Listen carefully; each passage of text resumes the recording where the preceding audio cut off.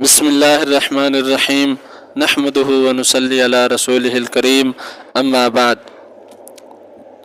روزے کا فدیہ کیا ہے اور روزے کا فدیہ کون سا شخص دے سکتا ہے اور کون نہیں دے سکتا،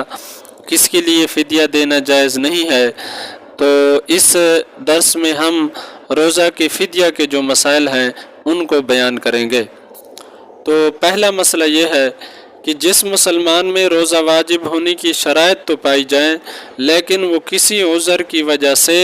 روزہ رکھنے پر قادر نہ ہو تو اسے قدرت حاصل ہونے پر روزہ کی قضا کرنی چاہیے۔ لیکن جس مسلمان کو آئندہ روزہ رکھنے کی بھی قدرت حاصل نہ ہو، مثلا وہ اتنا بوڑھا ہے کہ نہ تو اب روزہ رکھنے کی قدرت ہے اور نہ ہی آئندہ روزہ رکھنے کی قدرت حاصل ہونے کا ظاہری طور پر امکان ہے، یا مثلا کسی کو ایسی بیماری لاحق ہے کہ اس میں روزہ رکھنے کی اسے قدرت حاصل نہیں اور اس بیماری کے آئندہ زائل و ختم ہونے کا بھی ظاہری طور پر امکان نہیں، تو ایسے مسلمان کو روزہ کے بدلہ میں فدیہ دینے کا حکم ہے۔ مسئلہ نمبر 2، بعض لوگ خاص طور پر جو مالدار ہوتے ہیں وہ روزہ رکھنے کے بجائے اس کا فدیہ دے دیتے ہیں جبکہ ان کو روزہ رکھنے کی طاقت ہوتی ہے۔ روزے کا فدیہ اس طرح ادا نہیں ہوتا کیونکہ جب تک روزہ رکھنے کی طاقت ہو اس وقت تک فدیہ کی ادائیگی معتبر نہیں بلکہ روزہ رکھنا ہی ضروری ہے۔ یہاں تک کہ اگر کوئی رمضان میں گرمی کی شدت کی وجہ سے روزہ رکھنے پر قادر نہیں لیکن رمضان گزرنے کے بعد سردیوں کے موسم میں روزہ رکھنے پر قادر ہے تو اس کو سردیوں کے موسم میں روزہ کی قضا کرنا ضروری ہے مگر فدیہ دینا اس کو بھی جائز نہیں۔ تیسرا مسئلہ یہ ہے، ایک روزے کا فدیہ ایک صدقہ فطر کے برابر ہے اور 30 روزوں کا فدیہ 30 صدقہ فطر کے برابر ہے، بس جتنی مقدار ایک صدقہ فطر کی ہے یعنی کہ 2 کلو گندم، اتنی ہی مقدار ایک روزہ کی فدیہ کی بھی ہے اور جتنی مقدار 30 فطرانوں کی ہے اتنی ہی مقدار 30 روزوں کے فدیہ کی ہے۔ البتہ روزہ کی فدیہ میں یہ بھی جائز ہے کہ کوئی صدقہ فطر کے برابر نقدی یا غلہ دینے کی بجائے غریب کو 2 وقت کا پیٹ بھر کر کھانا کھلا دے۔ ایسی صورت میں غریب 2 وقت میں جتنا بھی کھانا کھا لے خواہ وہ زیادہ ہو یا تھوڑا تو وہ ایک روزہ کا فدیہ بن جائے گا۔ مسئلہ نمبر 4، ایک روزے کا فدیہ ایک صدقہ فطر کے برابر ہے جو کہ وزن کے اعتبار سے بھی جائز ہے اور قیمت کے اعتبار سے بھی۔ وزن کے اعتبار سے 4 قسم کی چیزوں میں سے کسی ایک چیز سے صدقہ فطر اور روزے کا فدیہ ادا کرنا جائز ہے اور وہ 4 چیزیں یہ ہیں۔ نمبر 1، 1 صاع کشمش۔ نمبر 2، 1 صاع کھجور یا چھوارے۔ نمبر 3، 1 صاع جو۔ نمبر 4، آدھا صاع گندم۔ صاع عرب میں اس زمانے میں ناپنے کے پیمانے تھے، 1 صاع 4 مد کا اور آدھا صاع 2 مد کا ہوتا تھا۔ ہمارے مروجہ وزن کے لحاظ سے آدھا صاع اکثر علماء کی تحقیق کے مطابق 1.25 سیر یعنی 1 کلو 633 گرام کے وزن کے برابر اور 1 صاع اس وزن کا 2 گنا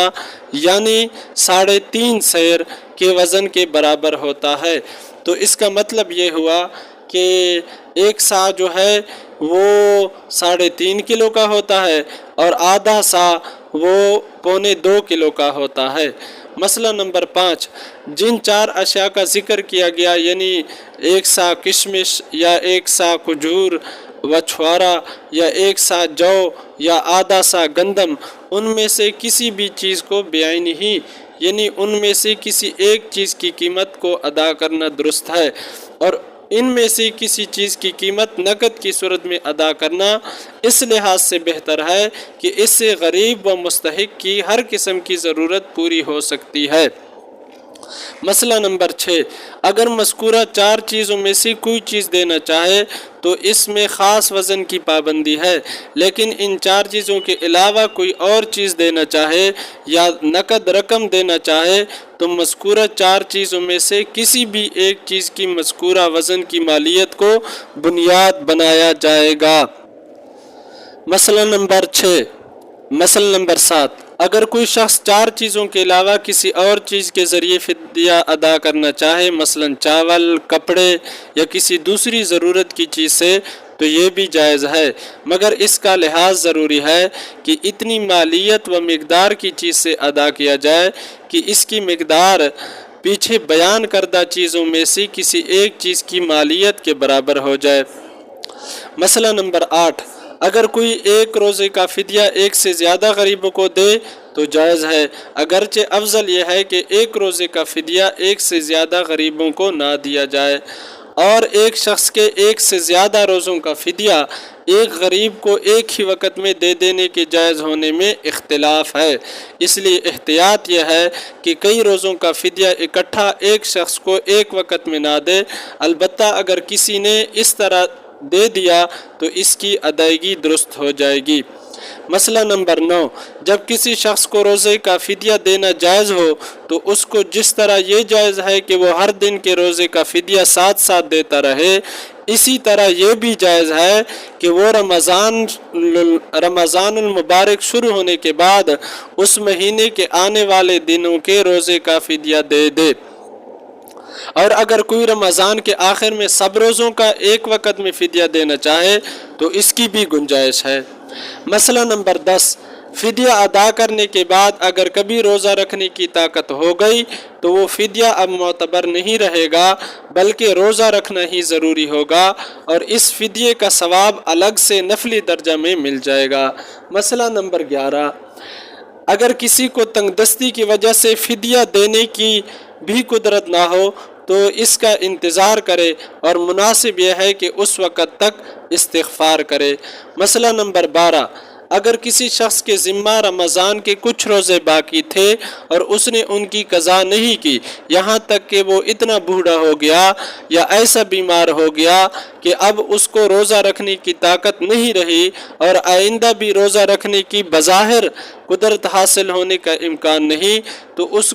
اس کو روزے کا فدیہ دینا جائز بلکہ واجب ہے۔ مسئلہ نمبر 13، روزے کا فدیہ صرف انہی غریبوں کو دینا جائز ہے جنہیں زکوٰۃ و صدقہ فطر دینا جائز ہو، اور جن لوگوں کو زکوٰۃ و صدقہ فطر دینا جائز نہیں انہیں روزے کا فدیہ دینا بھی جائز نہیں، چنانچہ مالدار، سید اور بنو ہاشم، یعنی جو لوگ حضرت علی، حضرت عباس، حضرت جعفر، حضرت عقیل، حضرت حارث بن عبد المطلب کی اولاد ہوں،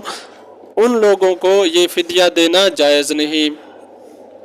مسئلہ نمبر 14، زکوٰۃ کی طرح فدیہ بھی دل میں نیت کر کے مستحق کو دے دینا کافی ہے، زبان سے یہ بتانا ضروری نہیں کہ یہ فدیہ ہے۔ مسئلہ نمبر 15، اپنے اصول یعنی جن کے واسطے سے پیدا ہوا ہے، مثلا اپنے ماں باپ، دادا دادی، نانا نانی، پردادا پردادی وغیرہ کو یہ فدیہ دینا جائز نہیں۔ والدین کی خدمت ویسے ہی اولاد کے ذمہ ہے، اسی طرح اپنے فروع یعنی جو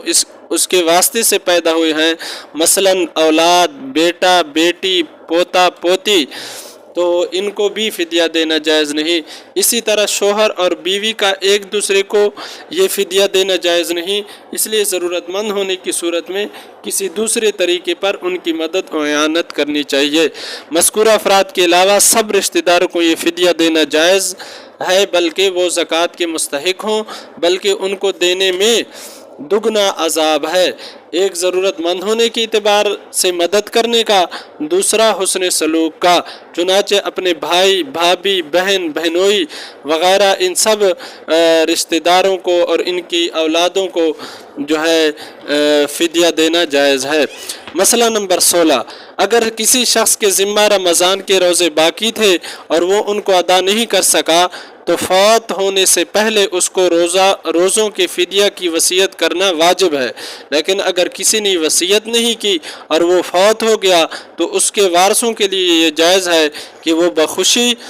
اس کے روزوں کا فدیہ ادا کر دیں۔ مسئلہ نمبر 17،